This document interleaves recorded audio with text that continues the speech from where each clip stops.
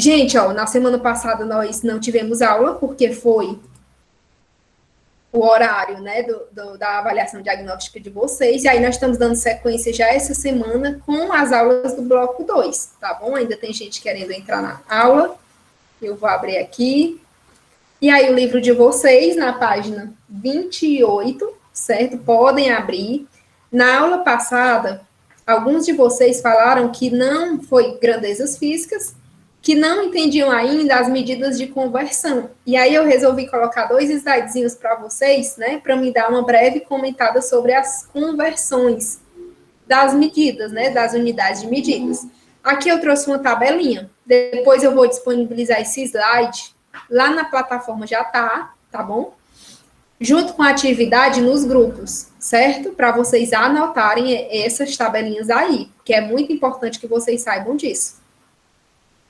Aí tem, ó, a tabelinha do metro, por exemplo. Aqui tem o quilômetro até chegar em metro. Como é que eu vou fazer? Da minha esquerda para a minha direita, eu vou multiplicar por 10. Bem-vinda. Eu vou sempre multiplicar por 10. Se eu quiser transformar quilômetro em centímetro, ó, eu vou sempre multiplicar. Ó. Multiplico por 10 dá hectômetro, multiplico por 10 dá decímetro, multiplico por 10 dá metro, multiplico por 10 dá decâmetro e multiplico por 10 dá centímetro. Viu? Ó? Sempre multiplicando por 10. Quando eu quero, ó, voltar, por exemplo, do milímetro para o metro, eu vou somar. Aliás, aqui não é soma, aqui é divisão. Eu vou dividir, ó, lá em cima. Eu vou multiplicar, aqui embaixo eu vou dividir. Milímetro para centímetro, eu divido. De centímetro para decímetro, eu divido. De decímetro para metro, eu vou dividir, né, até chegar no metro, certo? Para adiantar e andar para frente, eu vou multiplicar. Para voltar, eu vou fazer a divisão. A outra tabelinha que eu coloquei para vocês foi do quilograma para o grama. Do mesmo jeito, né? Da minha esquerda para a minha direita, eu vou multiplicar. E da minha direita para a minha esquerda, eu vou dividir. Voltando, eu vou sempre dividir. Ou seja, quando eu quiser quilogramas em gramas, eu vou multiplicar até chegar em gramas. Eu vou multiplicar aquele número por 10 2 vezes, por exemplo, até chegar aqui no grama. Entenderam? E quando eu quiser do grama para o hectograma, eu vou multiplicar aqui, ó. Eu vou dividir, aliás, porque eu vou voltar, né? Do grama eu vou dividir para o decagrama e para o hectagrama. Ou seja, eu vou dividir 2 vezes aquele número, tá bom? Tem gente aqui pedindo para entrar. E aí eu trouxe também a outra tabelinha, que é a do litro, que são as 3 principais. Ó, o quilolitro para litro, eu vou multiplicar até chegar no litro. E para voltar do litro para o quilolitro, eu vou dividir, tá bom? Peço que vocês copiem essa tabelinha quando eu colocar lá no grupo, tá? Para que vocês entendam melhor, copiem no caderno de vocês. Pode a gente também precisar, tá certo? Mas são essas 3 principais, a do litro, a do grama e a do metro, tá certo? Nessas conversões de unidades de medidas. Mas o conteúdo hoje da gente é propriedades da matéria. E o que são propriedades das matérias? As propriedades das matérias que definem a matéria, elas podem ser físicas, químicas e de grupos. Quando elas são físicas, são temperatura de fusão, temperatura de ebulição e solubilidade, certo? Vou explicar para vocês cada um desses.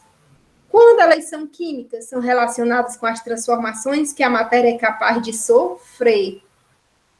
E de grupos, quando eu falo, por exemplo, vou voltar aqui, quando elas são químicas, né, que tem transformações que a matéria é capaz de sofrer, por exemplo, se eu tiver um copo de água congelado e eu deixar ele ali em cima da mesa, quando eu volto, né, depois de 1 hora, ela se transformou, né, do sólido para o líquido, não foi? Então, isso é uma transformação. Ou seja, ela sofre uma transformação, ele sofreu uma transformação do sólido para o líquido, né? Então, aquilo ali está, a química, as propriedades químicas estão relacionadas com as transformações que a matéria ela é capaz de sofrer. Então, ela é uma transformação química do gelo, do sólido para o líquido. De grupos, ele fala de acidez, de basicidade ou neutralidade, tá certo? E aí eu vou adiantar aqui para vocês, ó, essas propriedades, elas podem ser observadas e medidas sem alterações da composição química da matéria. Por exemplo, quando eu transformei do sólido para o líquido, né? Ele mudou aquele material que estava lá dentro, aquele líquido, ele foi mudado. A água, ela mudou para ser uma outra substância? Ela não teve mudança, ela continuou sendo água, ela só passou de um estado físico para outro. Então, aquilo ali é o que ele diz aqui, ó, propriedades que podem ser observadas e medidas sem alterações na sua composição química da matéria. Ela não se transformou na sua composição, ela só mudou de estado, tá? E percebe-se que a matéria, ela no estado sólido, ela possui formas e volumes próprios, né? Um bloco de gelo, você vê ali a forma do bloco de gelo e o seu volume. No estado líquido, ele também possui forma variável e volume próprio, ou seja, o estado líquido, ela tem várias formas, né? Ela pode estar dentro de um copo, ela pode estar dentro de uma garrafa de água, então, são formas. E volumes próprios, né? Por exemplo, aqui são 500 ml de água, então ele tem um volume próprio. E no estado de vapor ou gás, ela possui forma e volumes variáveis. São várias formas, né? Porque no vapor eu não consigo, né, pegar o vapor, não consigo ter essa medição. E formas, né, e volumes variáveis, né? Por quê? Porque ela se expande no ar, então não tenho como, né, pegar aquele gás. Propriedades físicas, aí ele vai mostrar aqui, ó, o gelo, que é uma água sólida, gota de água líquida e a representação típica do vapor de água, né? O vapor de água que não é visível, que não é palpável também, a gente não consegue pegar em vapor, em gás, certo? E ele mostra também aqui, ó, as propriedades, né? Um esqueminha que é muito conhecido, que são as transformações da matéria. Aqui, com certeza, vocês também viram no ano, né? Mas vão relembrar, tem essa imagem no livro de vocês, certo? E aí ele diz, ó, quando eu transformo do estado sólido para o estado de gás, vapor, é o sublimação. Quando eu transformo do estado sólido para o líquido, é fusão. Quando eu transformo do estado líquido para o gás, é vaporização. Quando eu volto, ó, do gás para o sólido, é ressublimação. E aí vem também, ó, do gás para o líquido, condensação, e do líquido para o sólido, solidificação. É interessante que eu saiba disso? É uma coisinha, é um conceitozinho curto, né? Não é dificultoso para ninguém, então, assim, é interessante que a gente saiba, né? Por quê? Porque isso cai em questões de Enem. Daqui a 2 anos vocês estarão prestando vestibular, fazendo Enem. Isso é assunto que cai no Enem, é assunto que a gente já tem que aprender no primeiro ano, para quando chegar lá atrás, a gente não ficar voltando e tendo que entender isso, certo?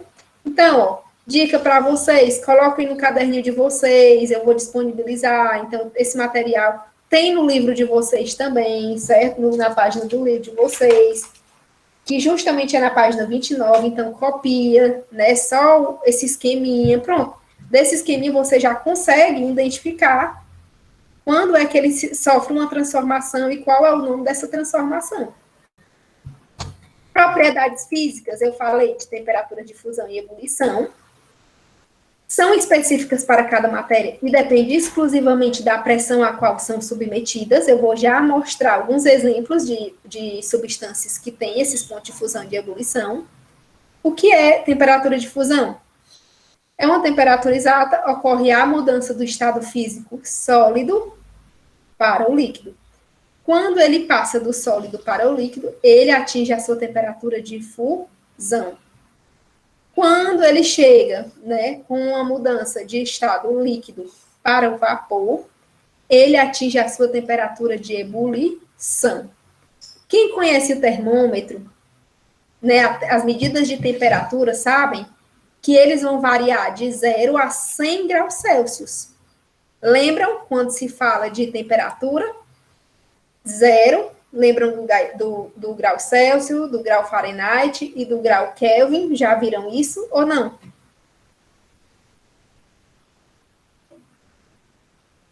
Me avisem. Viram? Ou tem lembrança que viram? Pode escrever aí no chat que eu estou vendo. Quando eu falo disso, eu estou falando dessas temperaturas, grau Celsius, grau Fahrenheit, grau Kelvin. E aí, quando eu falo de fusão, ponto de ebulição, é quando eles atingem essa temperatura. Por exemplo, vou explicar melhor. Aqui são alguns materiais que vai ter uma temperatura de fusão e de ebulição. Lá no termômetro, né, na escala de temperatura, a água ela vai medir, chegar no ponto de fusão a 0 graus Celsius. 0 graus Celsius é quente ou gelado? 0 graus Celsius é a temperatura quente, gelada? Pronto. Gelada. Então, quando a água ela tem 0 graus Celsius, ela está no seu ponto de fusão. Quando ela atinge 100 graus Celsius, ela está no seu ponto de ebulição. Então, para vocês associarem fusão, gelo, temperatura baixa, e ebulição, quente, certo? O benzeno é uma substância que vocês não conhecem ainda, mas vão conhecer, é uma substância que é utilizada em laboratório, ele atinge o seu ponto de fusão 5,5 graus Celsius. E na ebulição, 80,1. O álcool etílico, que é um álcool, né, um álcool comum, ele atinge a sua temperatura de fusão a menos 114, ou seja, ainda abaixo de 0 graus Celsius. Muito gelado. E 78,4, né, a sua temperatura de ebulição. Então, aí, ó, não atingiu 100 graus Celsius ainda não, mas está bem próximo. A amônia, menos 77, a amônia, menos 77,7, abaixo de 0. E a temperatura de ebulição a menos 33,4, também abaixo de 0. Aí é interessante, ó, saber que a temperatura de ebulição da amônia é menos 33,4. Cloreto de sódio, para quem não conhece o cloreto de sódio, é o sal de cozinha, certo? O nosso sal, NaCl. Aí ele atinge 800,4 na sua temperatura de fusão e 1413 na de ebulição. Tem o mercúrio e tem o ferro. É obrigado vocês saberem disso? Não, certo? Aqui é a título de informação, tá bom? Não é obrigado que vocês saibam desses dados aqui, não. Só para saber que existem as medidas de temperatura e de fusão, de ebulição e de fusão. Ciclo da água. Quando eu falo do ciclo da água, vou mostrar para vocês. É quando ele está no estado de agregação, que a água sofre na natureza, são as transformações de agregação que a água sofre na natureza em razão das variações de temperatura e de pressão que ocorrem no meio ambiente. Eles são denominados ciclo da água. Eu vou mostrar aqui a imagenzinha para vocês, ó, que tem no livro. Por exemplo, aqui ele tem duas nuvens. Uma nuvem aqui, né, em cima do ambiente sólido, né, na Terra. Tem uma nuvenzinha aqui também, ó, em cima da água do mar. Aqui ele vai acontecer um ciclo da água, a chuva vai descer, né? Muitas vezes ela também, ó, fica empoçada, porém ela também vai evaporar. Então vai acontecer um ciclo. Ela desce e evapora, sempre desce e evapora. Isso é o ciclo da água. Quando falar o que é ciclo da água, né? A água cai, porém ela também sofre por um processo de evaporação, certo? Então é isso que é o ciclo da água. Do mesmo jeito acontece no mar. Ela cai no mar, né? E aí ela evapora também, ela volta, certo? Solubilidade. Gente, aqui, ó, o horário que o pessoal tá passando. O que é solubilidade? Aqui eu vou dar uma atenção a mais para vocês entenderem melhor. Solubilidade é a capacidade que um material denominado soluto possui de dissolver em determinada quantidade de outro material denominado solvente numa certa temperatura. O que é isso? Eu vou dar um exemplo para vocês. Por exemplo, eu tenho um copo de água. E aí uma colher de sal. Agora é o trem, viu? Quando é uma coisa é outra. Vocês vão escutar um barulhinho aí. E aí é desse jeito, quando a gente quer dar aula, né, as coisas vão acontecendo. E aí, assim, eu tenho esse copo de água, vamos supor, e uma colher de sal. A água é o solvente. A colher do sal é o soluto. Entenderam? Quando eu misturar, quando eu colocar esse sal dentro da água, eu vou dissolver esse sal, né? Vai passar por um processo de dissolução. Vou tentar dissolver esse sal, vou mexer. Do mesmo jeito acontece com um copo de suco. Eu pego um copo de suco e coloco uma colher de açúcar. O suco, ele é o solvente e a colher de açúcar é o soluto. É a substância que eu vou precisar dissolver dentro do copo de suco. Então, eu vou colocar dentro e vou fazer a mistura da solução. A solução é o suco com a colher de açúcar já dentro do copo, certo? Isso é a solução. O soluto é o açúcar, a glicose, quimicamente falando, e o solvente é o suco, né? A substância que está dentro do copo, em volume, em líquido. Geralmente, solvente é líquido, mas existem as suas exceções, certo? Então, aí, o que é que ele diz? A solubilidade vai ser a capacidade que esse material, né, o soluto, no caso, o açúcar, possui de dissolver na determinada quantidade de suco, ou seja, do solvente. E aí ele diz mais, ó, na maioria dos casos, no entanto, existe uma quantidade máxima de soluto que é capaz de se dissolver em certa quantidade de solvente. Há uma determinada temperatura e, às vezes, em pressão. O que é que ele diz aí? Por exemplo, nesse copo de suco, com essa colher de açúcar, ela vai ter uma determinada capacidade de conseguir se dissolver. Por exemplo, eu coloco só uma colher de açúcar. Ele vai se dissolver? Vai. Mas se eu colocar mais outra colher de açúcar, o suco vai ficar muito doce e ele não vai conseguir se dissolver por completo. Então, ali vai ter uma supersaturação, vai ter uma sobra, né, de soluto, vai sobrar soluto ali. Tem gente que coloca 3 colheres de açúcar dentro de um copo de suco, sobra assim uns 2 dedos de açúcar lá dentro. Tem necessidade? Não tem. É porque a pessoa é exagerada mesmo, não precisa, certo? Quando ele mexe, o açúcar ele vai começar a se dissolver e vai adoçar o suco. Então, não precisa colocar 2 a 3 colheres de açúcar dentro de um copo de suco, não. Tá bom? E aí ele diz, quando ele atinge essa quantidade de se dissolver, por exemplo, o copo de suco com a colher de açúcar, de glicose, quando ela se dissolve, ela vai ter a sua quantidade certa, né, de dissolução. Então, vai ser chamado de coeficiente de solubilidade. Quando ela passa desse coeficiente e quando ele sobra, né, esse açúcar lá no fundo, o que é que acontece? Vai ocorrer, o corpo, uma sobra de um corpo, né? Então, a gente chama de solução supersaturada para essa sobra que tem, né, de açúcar dentro desse copo de suco, tá bom? E isso é solubilidade. Eu vou mostrar agora para vocês, ó, a imagem. Tem aí o soluto, que é o sal. O sal, a gente chama ele, né, quimicamente falando, de cloreto de sódio, NaCl, tá bom? E a água, que é o H2O. Todo mundo conhece qual é a molécula de água, H2O, e a molécula do sal, NaCl. Quando eu coloco esse sal dentro da água, isso é uma solução. É uma mistura de sal e água. É uma solução, tá? Por exemplo, geralmente quando a pessoa está muito nervosa, aí a mãe da gente diz assim, faz aí uma garapa de água com açúcar. Aquela garapa de água com açúcar é água, mas algumas colheres de açúcar, quando se mistura, formam uma solução. Então, ela poderia dizer, sim, faz uma solução de açúcar, de água com açúcar.